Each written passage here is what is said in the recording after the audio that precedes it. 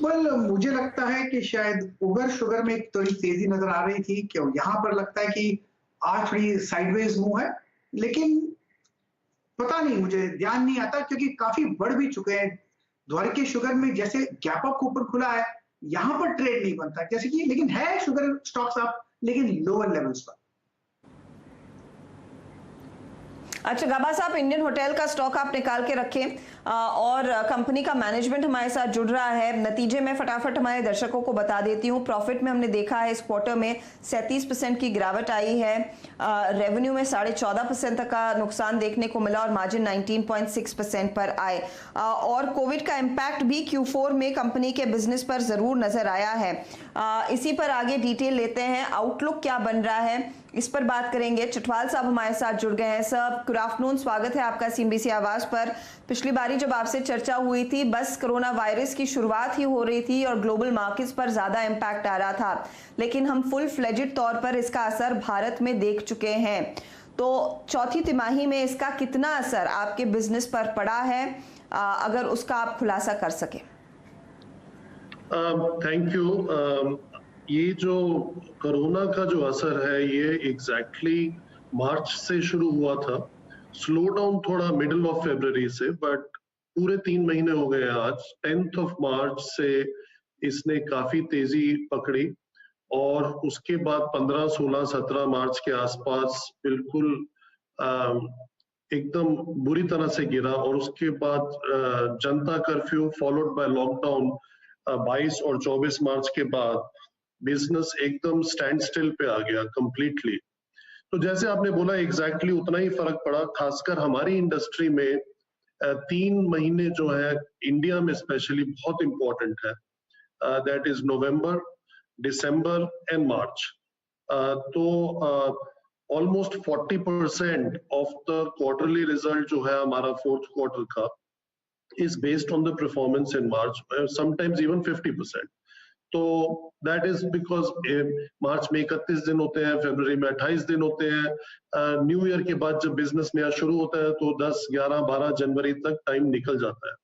तो इसलिए मार्च का जो इम्पैक्ट था वो काफी ज्यादा था और मार्च का महीने की कंट्रीब्यूशन प्रॉफिटेबिलिटी में ऑलमोस्ट प्लस माइनस 100 करोड़ तक हो सकती है। तो ये हमारे लिए इतना अप्रोक्सीमेटली मार्च के महीने से स्विंग आया। चटवाल साहब, मैं आपको यहाँ पर रोक रही हूँ। दरअसल सुप्रीम कोर्ट में एक बहुत इंपॉर्टेंट मामले की सुनवाई भी हो रही है।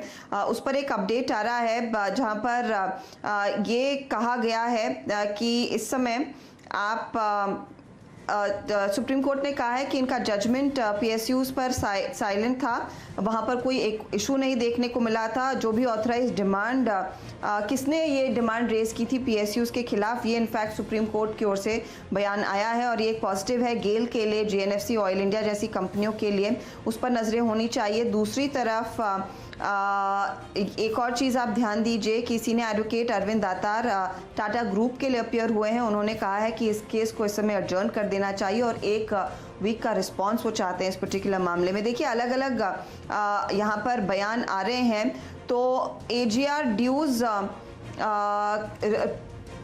के मामले में PSUs को थोड़ी सी रिलीफ मिलती हुई दिखाई दे रही है, उस पर आप ध्यान रखिएगा। ये फिलहाल एक अपडेट आया है, लेकिन टेलीकॉम कंपनियों के लिए किस तरह की रिलीफ आएगी ये देखना होगा। तो सरकारी कंपनियों को ये AGR की बकाये देने की ज़रूरत नहीं होगी, उनके लिए एक बहुत बड़ी रिलीफ है। तो ये फिलहाल एक अपडेट है। यहाँ पर कुछ और जानकारी अगर आती है तो उस पर आएंगे। चटवाल साहब, गोइंग फॉरवर्ड मैं आपसे एक आउटलुक चाहूंगी कि आपकी इस समय फिर आगे का प्लान क्या है? क्या कुछ सेवाएं शुरू कर रहे हैं? ऑक्यूपेंसी के लिए कुछ आउटलुक आप दे पाएंगे गोइंग फॉरवर्ड? आई थिंक जो भी हम देख रहे हैं अभी जून में काफी बिजनेस शुरू हो गया है, खासकर कर्नाटक में, केरला में, राजस्थान में, मुंबई में हम ऑलरेडी सारे होटल्स हमारे ऑपरेट कर रहे थे, जिसमें हम और क्वारंटीन गेस्ट को होस्ट कर रहे थे। तो कई जगह पे क्वारंटीन की डिमांड विच इज जो एक नॉर्मल डिमांड नहीं थी, जो हमने पहले कभी नहीं देखी होटल इंडस्ट्री में, तो उसके साथ ऑलमोस्ट 10, 15, 20% ऑक्यूपेंसी लेवल्स आए थे। बट लॉकडाउन जिस जिस स्टेट्स में खुला है उसमें ऑलरेडी रीचिंग 30-35% ऑक्यूपेंसी लेवल पहुंच चुका है, और जुलाई में अगर और स्टेट्स खुल जाते हैं तो आई थिंक बहुत जल्दी we will see up to 50% level of occupancy. पर हमारी जो इंडस्ट्री के जो फंडामेंटल्स थे प्री कोविड, तो इसमें हम ऑलमोस्ट 65-70% ऑक्यूपेंसी लेवल देखते थे, और सीजन टाइम में मोर देन 75। उसको आने में अभी 3-4 महीने का टाइम लगेगा। Okay, all the best Chatwal साहब, thanks for taking time out.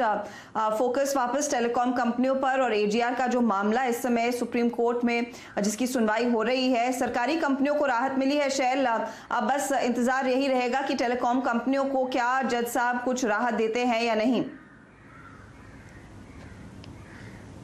बिल्कुल हर्षदा जी, आप सही फरमा रही हैं। टेलीकॉम कंपनीज़ पर जो आपने एजीआर लगता हुआ दिया था उसके ऊपर एक पीएसयू कंपनीज़ में ये मान के चलिए कि उनको ज़बरदस्ती इस लड़ाई में घसीट लिया गया। ख़ासकर गैस अथॉरिटी ऑफ इंडिया पर अगर आप नज़र डालें तो वहाँ पर आपको एक अच्छा मूवमेंट आता हुआ दिखेगा, क्योंकि इन पर करीब 1 लाख करोड़ के आसपास की डिमांड थी, जो कि बिल्कुल ही नाजायज़ आप मान के चल सकते हैं। उस हिसाब से आपको वहाँ पर तेज़ी आती हुई दिखेगी।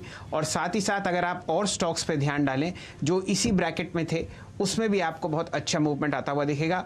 पावर ग्रिड का स्टॉक देखिए, ऑयल इंडिया का स्टॉक देखिए, जीएनएफसी का स्टॉक देखिए, इन सब लोगों ने इंटरनेट के लाइसेंसेस लिए थे, और उनको क्योंकि टेलीकॉम मिनिस्ट्री दिया करती थी, उस वजह से आप देखिए इनके ऊपर ये डिमांड दिखाई गई। डायरेक्टर साहब ज़रा आप स्टॉक्स दिखाइए, gas authority of India, power grid दिखाइए, देखिए आपको कितनी अच्छी तेज़ी आती हुई दिख रही है। तो ये एक राहत के तौर पर कम से कम जो पब्लिक सेक्टर कंपनीज थी, gas authority of India, GNFC, oil India और ख़ासकर गेल, वहाँ पर आपको एक अच्छा मूवमेंट आता हुआ दिखेगा। खबर यह है कि सुप्रीम कोर्ट ने यह कहा है कि जो एजीआर के ड्यूज इनके ऊपर लगाए गए थे वो अब इन कंपनीज के ऊपर से चार्ज ना किए जाएं, और उस वजह से आपको बहुत अच्छा एक मूवमेंट आता हुआ दिख रहा है इन स्टॉक्स पर। हर्षदा जी।